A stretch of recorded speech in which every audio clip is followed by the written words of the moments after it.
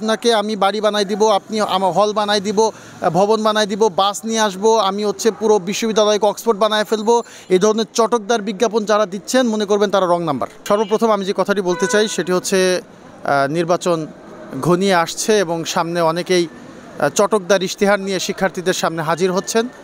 আমি শিক্ষার্থীদের উদ্দেশ্যে কিছু কথা বলতে চাই, সেটা হচ্ছে চটকদার ইশতেহার দেখে প্রভাবিত হবেন না। কারণ চটকদার ইশতেহার যারা দিচ্ছে তারা কখনো গঠনতন্ত্র পড়েও দেখে নাই, খুলেও দেখে নাই। গঠনতন্ত্রে একজন ছাত্র প্রতিনিধিকে খুব বেশি ক্ষমতা দেওয়া হয় নাই। তাদেরকে কি কি কাজের জন্য ক্ষমতা দেওয়া হচ্ছে একটু খেয়াল করবেন আপনারা। তাদেরকে বলা হচ্ছে আপনারা আন্তঃবিতর্ক প্রতিযোগিতাগুলো আয়োজন করবেন, একটি বিশ্ববিদ্যালয়ের সাথে আরেকটি বিশ্ববিদ্যালয়ের যে ডিবেটগুলো হয় সেগুলোর তারা আয়োজন করতে পারবেন।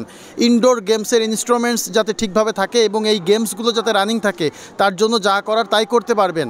তারপরে যদি আপনি দেখেন যে ম্যাগাজিন পাবলিকেশন বা গবেষণা বিভিন্ন বিষয়গুলো নিয়ে একটু পাবলিকেশনসের বিষয়ে হয়তো সহযোগিতা করতে পারবেন।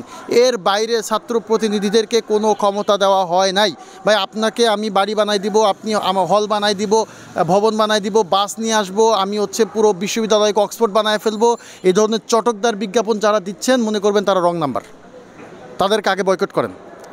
আর এখন যারা চটকদার বিজ্ঞাপন নিয়ে হাজির হচ্ছেন তাদের অতীত কর্মকাণ্ড দেখেন। ঢাকা বিশ্ববিদ্যালয়ের শিক্ষার্থীরা যখন নির্যাতিত নিপীড়িত হচ্ছিল ঘনঘর ফ্যাসিবাদের সময়ে, যে ছেলেকে গেস্ট রুম গণরুমে নির্যাতন করা হতো তখন তার ভূমিকা কী ছিল, তখন সে শিক্ষার্থীদের হয়ে কথা বলেছে কিনা, কাজ করেছে কিনা, শিক্ষার্থীদের পাশে ছিল কিনা, এটা আপনারা যাচাই করবেন। আর এখন ব্যাঙের ছাতার মতো যেভাবে প্রার্থী দেখা যাচ্ছে, আমরা মনে করি এই প্রার্থীরা যদি 5 আগস্টের আগে বা কখনো শিক্ষার্থীদের অধিকার আদে একটু সোচ্চার থাকতেন, আমি চ্যালেঞ্জ দিয়ে বলছি ঢাকা বিশ্ববিদ্যালয়ের কোনো রকম সমস্যা থাকতো না। আজকে আমি মনে করি যে প্রার্থী আমরা যদি দেখি ভিপি পদে প্রায় 48 জন প্রার্থী, জিএস পদে 19 জন, এজিএস পদে 29 জন, সদস্য পদে প্রায় 200-র বেশি প্রার্থী আজকে প্রার্থিতা করছেন, প্রতিদ্বন্দ্বিতা করছেন। এর মধ্যে অনেকেই প্রথম বর্ষের শিক্ষার্থী, অনেকে দ্বিতীয় বর্ষের শিক্ষার্থী। অনেককে যদি আপনি জিজ্ঞেস করেন ভাই ডাকসুর মানে কি, সে ডাকসুর মানেটাই জানে না, সে ডাকসুর গঠনতন্ত্র পড়ে দেখে নাই কখনো। তাহলে এই ধরনের যারা প্রার্থী হচ্ছেন, আপনারা কেন প্রার্থী হচ্ছেন? বিশ্ববিদ্যালয়ের জন্য আপনি বিগত সময় কি করেছেন? লিডারশিপ কোয়ালিটির কতটুকু আপনার মধ্যে আছে? কোন ক্লাবিংয়ের আপনি হচ্ছে লিডার ছিলেন? কোন ক্লাবের দায়িত্ব পালন করেছেন? কোন সংগঠনে আপনি একটি সংগঠকের ভূমিকায় ছিলেন? আমরা জানতে চাই। আপনি এখন সুযোগ পেয়েছেন, তারপরে হচ্ছে আপনি প্রার্থী ফর্ম তুলে নিয়ে এসেছেন এবং পুরো ডাকসু নির্বাচনকে একটা ডামি প্রার্থীর পাহাড় বানিয়ে, আমার মনে হয় এখানে যারা বিগত আমলগুলোতে, বিগত সময়গুলোতে শিক্ষার্থীদের অধিকার আদায় কাজ করেছে তাদের নামগুলো খুঁজে দেখলে দেখা যাবে সবার শেষে। আর প্রথম বছরের আব্দুল কুদ্দুস, যে প্রথম বছরে এসে প্রথম ফার্স্ট ইয়ার একটা শিক্ষার্থী, তার নামের আবিধানিক ক্রমানুসারে প্রথমে থাকা তার নাম শুরুতে আছে। তাহলে আপনি প্রথম বর্ষের একজন শিক্ষার্থী, জীবনে শিক্ষার্থীদের অধিকার আদায় আপনি কখনো কথা বলেন নাই। আপনি ঢাকা বিশ্ববিদ্যালয়ে কয়টা হল আছে আপনি জানেন না, ডাকসুর মিনিং আপনি জানেন না, আপনি একটা ফর্ম তুলে নিয়ে আসছেন, আপনি ভিপি হবেন?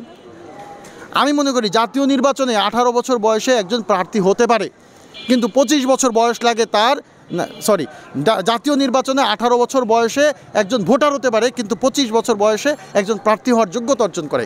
আমি মনে করি ডাকসু নির্বাচনকে সচল এবং কার্যকরী করবার জন্যে যে সকল ডামি প্রার্থী আছেন, এটা যাতে আগামীতে না হয় তার জন্য প্রথম বর্ষের, দ্বিতীয় বর্ষের এরা ভোটার হতে পারলেও তৃতীয় চতুর্থ বর্ষ থেকে যাতে প্রার্থিতা করার যোগ্যতা অর্জন করে, এই বিষয়ে নীতিমালা বাস্তবায়ন করতে হবে। ছাত্র প্রতিনিধিরা যে চটকদার ইশতেহার দিচ্ছেন আর শিক্ষার্থীরা সেগুলো গোগ্রাসে গিলছেন আর মনে করছেন যে অমুক যদি ক্ষমতায় আসে তাহলে হচ্ছে আমার জন্য একটা বিশাল আবাসিক ভবন করে দিবেন।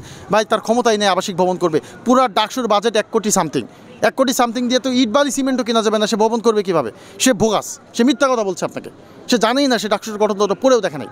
আমি মনে করি এই ডাকসুর গঠনতন্ত্রে সংশোধন করতে হবে। কেন করতে হবে? ছাত্র প্রতিনিধিদের কাছে ভোটার যে প্রত্যাশা, সেই প্রত্যাশা বাস্তবায়ন যেন প্রার্থীরা করতে পারে তার জন্য প্রার্থীদেরকে এম্পাওয়ারমেন্ট করতে হবে, তাদেরকে শক্তিশালী করতে হবে, তাদের ম্যান্ডেট যাতে তারা ইমপ্লিমেন্ট করতে পারে তার জন্য যে বাজেট দরকার, যে ক্ষমতা দরকার সেটা তাদেরকে দিতে হবে। এই জন্য গঠনতন্ত্র সংশোধন করে একজন প্রার্থীকে, একজন সদস্যকে, একজন সম্পাদককে প্রয়োজনীয় কাজ বাস্তবায়নের জন্য ক্ষমতা প্রদান করতে হবে। যেমন আমি যাতে একজন পদপ্রার্থী হয়ে আমি সম্পাদকের দায়িত্ব পেয়ে আমি যাতে বিশ্ববিদ্যালয়ের আবাসন সংকট নিরসনে কাজ করতে পারি, এখানে আমার একটা ভয়েস রেইজ করা, আমার কথা বলা, আমার সিদ্ধান্ত বাস্তবায়নের সুযোগ থাকবে। একজন পরিবহন সম্পাদকের কাজ হচ্ছে বর্তমানে যেই গঠনতন্ত্র আছে সেখানে তাকে বলা হচ্ছে পরিবহনের বেতন আদাদি যেন শিক্ষার্থীরা সঠিক সময়ে পরিশোধ করে। আমি জানতে চাই ঢাকা বিশ্ববিদ্যালয়ে কোন শিক্ষার্থী বেতন মেরে খেয়েছে? তাহলে কেন একজন পরিবহন সম্পাদকের কাজ আপনি দিচ্ছেন বেতন আদায় করা? বেতন আদায় করবে প্রশাসন, ছাত্র প্রতিনিধির কাজ হবে আমার বিশ্ববিদ্যালয়ের আবাসন ব্যবস্থা, নিজস্ব আবাসন ব্যবস্থা নিশ্চিত করার জন্য। আমার বিশ্ববিদ্যালয়ের ছাত্রীরা একটা দোতলা বাসের অর্ধেক নিচতলার অর্ধেক থাকে ড্রাইভারের জায়গা, পেছনের অর্ধেক সিঁড়ির জায়গা, মাঝখানে কাটাকাটি করে অল্প সংখ্যক জায়গায় এই বোরকা পরে মেয়েরা এত গরমের মধ্যে তারা যাতায়াত করে। 1 ঘন্টা 2 ঘন্টা যখন জার্নি করে তারা বাসায় যায়, তখন তো তাদের পড়ার ভাই শক্তি থাকে না, এনার্জি থাকে না, মানসিকতা থাকে না। আজকে ঢাকা বিশ্ববিদ্যালয়ে যে সকল ইউনিভার্সিটির যে ফার্স্ট বয় যারা আছে, যারা বিদেশে ফুল ফান্ডেড স্কলারশিপ নিয়ে পড়তে যায়, তারা যখন সেখান থেকে তাদের মার্কশিটের জন্য একটা ইমেইল করতে বলে ইউনিভার্সিটিতে, বিশ্ববিদ্যালয়ের রেজিস্টার বিল্ডিং থেকে একটা ইমেইল করে না। 4000 টাকা নেয় ভাই, 4000 টাকা নিয়ে সঠিক সময় একটা ইমেইল করে না। এই কারণে অনেক শিক্ষার্থী, আপনি যদি দেখেন অনেক শিক্ষার্থী তারা বিদেশি বিভিন্ন নামি দামি ইউনিভার্সিটিগুলোতে ফুল ফান্ডেড গভর্নমেন্ট স্কলারশিপ পেয়েও সেখানে পড়ার সুযোগ থেকে বঞ্চিত হয় এই বিশ্ববিদ্যালয়ের সদিচ্ছার অভাবের কারণে। আমি মনে করি এই জায়গাগুলোতে আমাদের কাজ করতে হবে। আমাদের কাজ করতে হবে বিশ্ববিদ্যালয়ের জব রিপ্লেসমেন্টের জায়গাগুলো নিয়ে ক্যারিয়ার রিপ্লেসমেন্ট সেন্টার থাকবে। এখানে একজন সদ্য গ্রাজুয়েট, সদ্য মাস্টার শেষ করে একজন শিক্ষার্থী আসবে, তার কনসালটেন্সি করবে, তার অতীতের সিজিপিএ, তার পড়াশোনার কন্ডিশন, তার ফিউচার অ্যাম্বিশন, এগুলোকে একত্রিত করে ওই গাইডলাইন যাতে সে সঠিকভাবে এখান থেকে পায়, সে কী করতে চায়। দেখা যাচ্ছে সে প্রথম 4th বর্ষ পর্যন্ত সে চিন্তা করেছিল এটা করবে, পরবর্তীতে সে সিদ্ধান্তহীনতায় ভোগে, কার কাছে যাবে, কী সিদ্ধান্ত নেবে, সঠিক দিক নির্দেশনা সে পায় না। এখানে ক্যারিয়ার রিপ্লেসমেন্ট সেন্টার থাকতে হবে। তারপরে আমি মনে করি যে বিজনেস ফ্যাকাল্টির বিশেষ করে অনেকেই আছে যারা বিবিএ শেষ করে এমবিএটা আইবিএ থেকে করতে চায়, কিন্তু আমাদের বিবিএর যেই সেশনটা যেই সময় শুরু হয় তখন আইবিএর ওই সেশনটার মাস্টার্স শুরু হয়ে যায়। তো আমার এখানে একটা সময়ের ব্যালেন্স করতে চাই, যাতে করে বিবিএ থেকে কেউ বিজনেস ফ্যাকাল্টি থেকে কেউ বিবিএ শেষ করে যাতে যথাসময়ে পরীক্ষা দিয়ে আইবিএতেও সে এখান থেকে এমবিএটা করতে পারে, এই সুযোগগুলো এনশিওর করতে হবে। শুধু তাই নয়, আমার বিশ্ববিদ্যালয়ের একটি ইন্টারন্যাশনাল অ্যাফেয়ার্স সেল থাকতে হবে আমার রেজিস্টার বিল্ডিং থেকে। কেন একজন শিক্ষার্থী, বিদেশি কোনো শিক্ষার্থী যদি মেইল করে তার মেইলের উত্তর দেওয়া হয় না? আমার বিশ্ববিদ্যালয়ের শিক্ষার্থী মেইলের একটা রিপ্লাই চাইলে সেই রিপ্লাইটা দেওয়া হয় না কেন? এই জায়গায় একটা ইন্টারন্যাশনাল অ্যাফেয়ার্স সেল থাকবে, যাদের কাজ হবে বিদেশি বিভিন্ন শিক্ষার্থীদের তাৎক্ষণিক মেইলের রিপ্লাই প্রদান করা, যে কোনো ইনফরমেশন জানতে চাইলে তাৎক্ষণিক মেইলে রিপ্লাই দেওয়া, কেউ যদি জরুরি মার্কশিট তুলতে চায় সেই মার্কশিট তোলার ব্যবস্থা করে দেওয়া, কেউ যদি মার্কশিটটা মেইল করতে চায় সেই মার্কশিট মেইলের ব্যবস্থা করে দেওয়া। শুধু তাই নয়, আমি আরও একটা জায়গা নিয়ে কাজ করতে চাই। শিক্ষার্থীদের সবচেয়ে বড় একটা অভিযোগের জায়গা, কোনো একজন শিক্ষার্থী কোনো একটি বিষয়ে 79 পেয়েছে, এমন শিক্ষার্থী দেখেছে আমার মার্কেটিং বিভাগে প্রায় 5টি কোর্সেই সে 79 পেয়েছে। একজন শিক্ষার্থী 5টি কোর্সে 79 পায় কীভাবে? এই জায়গাটা সে যদি একটু জানতে চায় যে না আমার খাতাটা আমি একটু মূল্যায়ন করতে চাই, তাকে সেই সুযোগটা দেওয়া হয় না।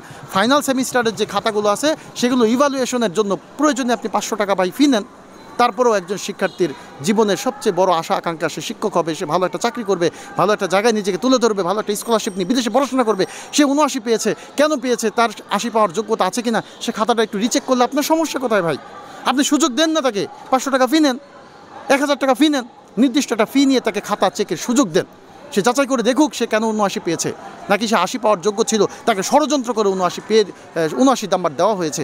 এই জায়গাটা আমি কাজ করতে চাই শিক্ষার্থীদের মৌলিক দাবি দেওয়া নিয়ে। খুব বেশি চটকদার ইশতেহার আমি দিব না, কারণ সেই ইশতেহার দেওয়ার ক্ষমতা আমার নাই, ইশতেহার বাস্তবায়নের ক্ষমতা আমার নাই। আমি আজকে ইশতেহার দিব, মিথ্যা কথা বলবো।